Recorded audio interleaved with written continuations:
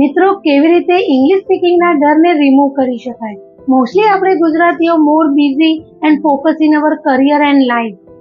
Despite that, we all know that we should learn English and we should speak English. અને બીજું કે English speaking practice કરવી ખૂબ જ ડિફિકલ્ટ લાગે છે, ડર અને હેઝિટેશન પણ થાય છે. સાચી વાત ને ફ્રેન્ડ્સ? તો I used one technique in my English learning journey which I am sharing with you, જે હું તમને શેર કરવા જઈ રહી છું. ઇંગ્લિશ સ્પીકિંગ માટે સેલ્ફ ટોક એ ઇફેક્ટિવ એસ્પેક્ટ છે જેને ફોલો કરવાથી જલ્દી રિઝલ્ટ મળે છે. નાઉ the question is that how to do self talk practice.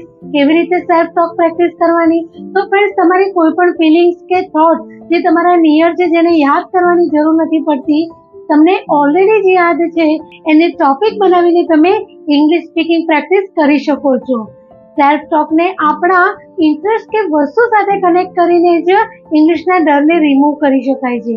તો friends, I hope you find this video useful. If my videos are benefiting, so like, share and subscribe my channel, જેનાથી તમને આવા ગુજરાતી અને English video મળતા રહે.